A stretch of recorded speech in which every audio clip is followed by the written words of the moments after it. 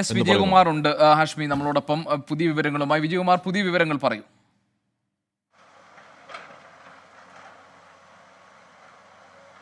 ദൃശ്യങ്ങളിൽ കാണുന്നത് നമ്മൾ ഈ സ്കൂളിനോട് ചേർന്നുള്ള ഭാഗത്ത് തെരച്ചിൽ നടത്തുകയാണ് രക്ഷാപ്രവർത്തകർ. സ്കൂളിനോട് ചേർന്നുള്ള ഭാഗത്ത് വലിയ മരങ്ങളും അതുപോലെ തന്നെ പാറകളും വന്ന് അടിഞ്ഞിരുന്നു. അതിൽ ആളുകൾ കുടുങ്ങിയിട്ടുണ്ടാകാമെന്ന് സൂചനയുണ്ടായിരുന്നു. കഴിഞ്ഞ ദിവസങ്ങളിൽ അവിടെ നിന്ന് മൃതദേഹങ്ങൾ കണ്ടെത്തുകയും ചെയ്തിരുന്നു. ആ ഒരു പശ്ചാത്തലത്തിലാണ് ഇപ്പോൾ അവിടെ വീണ്ടും തെരച്ചിൽ നടത്തുന്നത്. വാഹനങ്ങളൊക്കെ അവിടെ വന്ന് കൂടിക്കിടക്കുന്ന ദൃശ്യങ്ങളിൽ കാണാം. അവിടെ പക്ഷേ ഇപ്പോൾ നടത്തിയ പരിശോധനയിൽ ആരെങ്കിലും കണ്ടെത്താൻ കഴിഞ്ഞിട്ടില്ല എന്നാണ് മനസ്സിലാക്കാൻ കഴിയുന്നത്. NDRFിന്റെയും ഫയർഫോഴ്സിന്റെയും SDRFിന്റെയും സംഘങ്ങളായിരുന്നു അവിടെ തെരച്ചിലിന് ഇറങ്ങിയത്.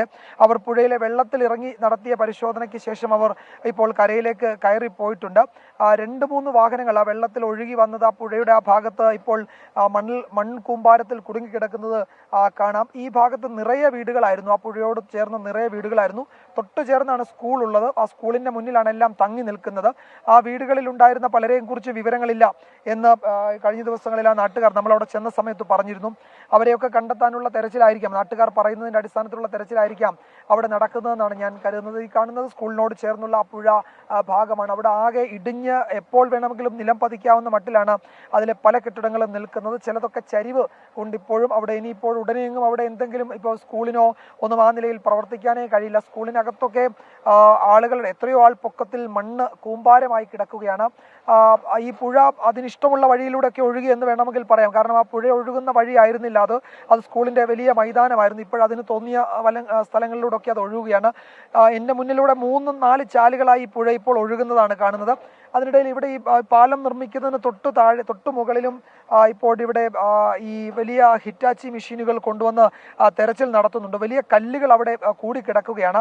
ആ കൽക്കൂമ്പാരങ്ങളിൽ മനുഷ്യ സാന്നിധ്യം ഉണ്ടോ എന്നറിയാനുള്ള പരിശോധന കൂടിയാണ് അവിടെ നടക്കുന്നതെന്ന് തോന്നുന്നു. തന്നെയുമല്ല അവിടെ ആ പാറകളിൽ നേരത്തെ ഇതിന് തൊട്ടു താഴെ ഇപ്പോൾ ഈ മണ്ണ് മാറ്റുന്നതിന് തൊട്ടു താഴെ ആളുകളുടെ മൃതദേഹങ്ങൾ ഒന്നിലധികം കിട്ടിയിരുന്നു. അവിടെ അത് അന്ന് വന്ന് ആ അപകടമുണ്ടായതിന്റെ പിറ്റേന്ന് രാവിലെ അവിടെ നിന്നാണ് മൃതദേഹവും അധികവും കിട്ടിയത്.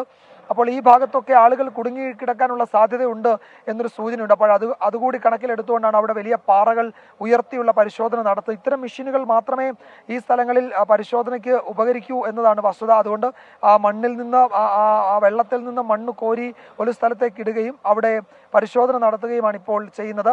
അതിന് തൊട്ട് മുകളിലാണ് ആ പാലം. അതിന്റെ നിർമ്മാണം ഏറെക്കുറെ പൂർത്തിയായിട്ടുണ്ട്. ഇപ്പോൾ നമ്മൾ കാണുന്നുണ്ട് അവിടെ ആ പാലത്തിലൂടെ ഇപ്പോൾ വാഹനങ്ങൾക്കൊക്കെ പോകാൻ പറ്റുന്ന തരത്തിലേക്ക് വേണ്ടുന്ന അനുബന്ധ ക്രമീകരണങ്ങൾ ഒരുക്കാനാണ് ഇപ്പോൾ സൈന്യം ശ്രമിക്കുന്നത്. 10 മണിക്ക് തുറക്കുമെന്ന് റവന്യൂ മന്ത്രി പറഞ്ഞെങ്കിലും 10 മണി എന്നതൊരു സമയമായി നമുക്ക് ആ ഘട്ടത്തിലും തോന്നിയിരുന്നില്ല. കാരണം അതിന്റെ അനുബന്ധ ജോലികൾ ഇപ്പോൾ താഴ്ഭാഗം ഉറപ്പിക്കുന്ന അടക്കമുള്ള ജോലികൾ തുടരുന്നതേ ഉള്ളൂ. അവിടെ ഒരു പ്ലാറ്റ്ഫോം ഇനി തയ്യാറാക്കണം ഈ വാഹനങ്ങൾക്ക് കയറാനും ഇറങ്ങാനും ഒക്കെ. വലിയ ഭാരവാഹനങ്ങൾക്കൊക്കെ പോകാൻ പറ്റുന്ന തരത്തിൽ ബലമുള്ളതാണ് ബെയിലി പാലങ്ങൾ എന്ന് നമുക്കറിയാം. അത്തരമൊരു പാലം അതിന്റെ നിർമ്മാണത്തിന്റെ അവസാന ഘട്ടത്തിലെ ദൃശ്യങ്ങളാണ് നമ്മൾ കാണുന്നത്. ആ പുഴയുടെ അക്കരെ കൂടുതൽ തെരച്ചിൽ നടക്കുന്നത് ആ ദൃശ്യങ്ങൾ കാണുന്നുണ്ടെന്നാണ് ഞാൻ മനസ്സിലാക്കുന്നത്. 2 മണ്ണുമാന്തി യന്ത്രങ്ങളാണ് അവിടെ ആ ഭാഗത്ത് പരിശോധന നടത്തുന്നത്. അവിടെ ആ ഭാഗത്തൊക്കെ 2-3 വീടുകൾ ഉണ്ടായിരുന്നു. അതിൽ ഒരു വീട് പൂർണ്ണമായും ഇടിഞ്ഞ് താണിട്ടുണ്ട്. ആ വീട്ടിലുണ്ടായിരുന്നവരെ പറ്റി വിവരമില്ല. ഇന്ന് രാവിലെ അവിടെ നിന്ന് ഒരു മൃതദേഹം കിട്ടിയിരുന്നു. അപ്പുറത്തും നേരത്തെ ആർമിയുടെ താൽക്കാലിക പാലമുണ്ടാക്കിയതിന്റെ ഒക്കെ കുറച്ച് മുകൾ ഭാഗത്തും ഒരു മണ്ണുമാന്തി യന്ത്രം തെരച്ചിൽ നടത്തുന്നുണ്ട്. യഥാർത്ഥത്തിൽ ഈ ചൂരൽമല എന്ന് പറയുന്ന ഭാഗത്തെ ജനവാസ മേഖലകളാണ്. അത് ഒരു വീട് പോലും താമസയോഗ്യമായതില്ല, മുഴുവൻ ഇടിഞ്ഞ് താണിരിക്കുകയാണ്. പക്ഷേ ആ വീട്ടിലുണ്ടായിരുന്നവരെ ഈ അങ്ങാടിയിൽ എത്തിയ രക്ഷാപ്രവർത്തകർക്ക് വേഗത്തിൽ കരയിലേക്ക് മാറ്റാൻ കഴിഞ്ഞത്. പക്ഷെ അവിടെ ഏതാണ്ട് ഒരു 25-30 ഇടയിൽ ആളുകൾ ഇപ്പോഴും മിസ്സിംഗ് ആണ് എന്നാണ് പറയുന്നത്. അവരെ പറ്റി കൃത്യമായ വിവരങ്ങളില്ല. ഈ ക്യാമ്പുകളിലൊന്നും ഇല്ല എന്ന് ഉറപ്പിച്ച ശേഷമാണ് 25-30 ഇടയിലുള്ള ആളുകൾ എന്നൊരു കണക്ക് പറയുന്നത്. അവിടെ നേരത്തെ അവിടെ ഒരു വില്ലേജ് ഓഫീസ് ഉണ്ടായിരുന്നു, ചൂരൽമല വില്ലേജ് ഓഫീസ് അവിടെയായിരുന്നു.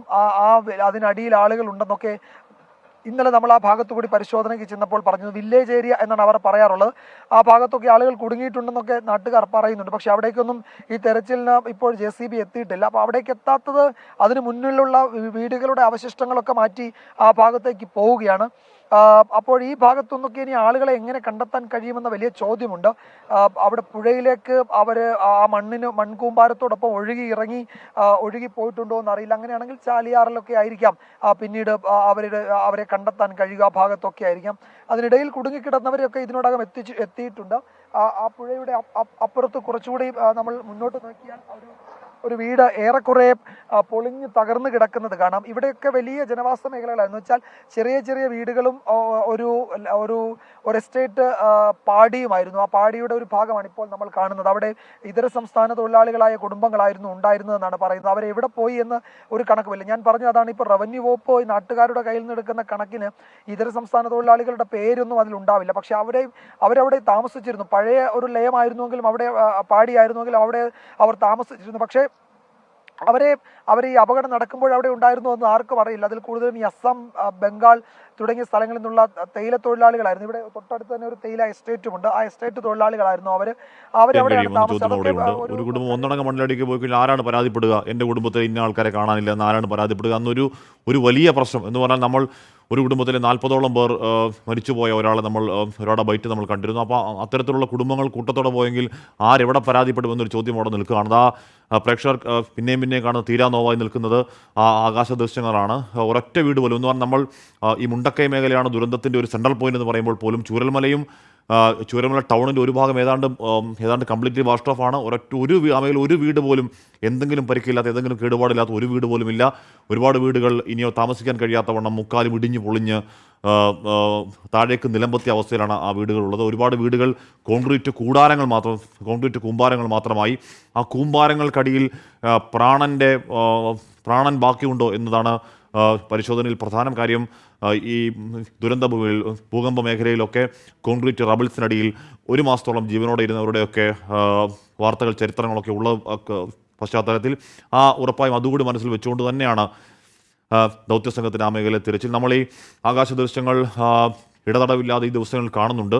ആ കാണുന്നതൊക്കെയും പരമമായ വിനാശത്തിൻ്റെ കാഴ്ചകൾ മാത്രമാണ്. ഇത്രത്തോളം വിസ്തൃതമായ ഒരു വിശാലമായ ഏരിയയിൽ ഇത്രയും നാശം, ഡിസ്ട്രക്ഷൻ നമ്മൾക്ക് അങ്ങനെ കണ്ട് ശീലമേ. നമ്മൾ പെട്ടിമുടിയൊക്കെ കണ്ടവരാണ്, നമ്മൾ പുത്തുമലയും കവളപ്പാറയും ഒക്കെ കണ്ടതാണെങ്കിലും ഇത്രത്തോളം വിശാലമായൊരു സ്ഥലത്ത് ഇത്രത്തോളം വീടുകൾ, ഇത്രത്തോളം വാഹനങ്ങൾ, ഇത്രത്തോളം അസറ്റ്, ഇത്രത്തോളം ജീവിതോപാധികളൊക്കെ അങ്ങനെ നാശിച്ചുപോയ ഒരു പരമനാശത്തിൻ്റെ ദൃശ്യങ്ങൾ നമ്മൾ കാണുന്നത് ഇതാദ്യമായാണ്. ഇത് കണ്ടു നിൽക്കൽ അത്ര എളുപ്പമുള്ള സംഗതിയല്ല.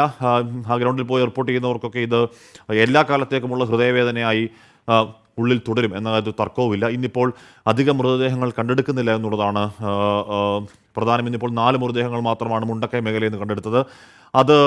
അതിനെ കണ്ടെടുക്കരുത് എന്ന് ആഗ്രഹിക്കുമ്പോൾ തന്നെ ഒരു പ്രേക്ഷകർ നേരത്തെ കമൻറ്റ് ബോക്സിൽ ചോദിക്കുന്ന പോലെ അപ്പോൾ കാണാതായവരെ കണ്ടെടുക്കേണ്ടതാണോ എന്നാണോ പറയുന്നൊരു ചോദ്യം അവിടെ നിൽക്കുന്നുണ്ട്.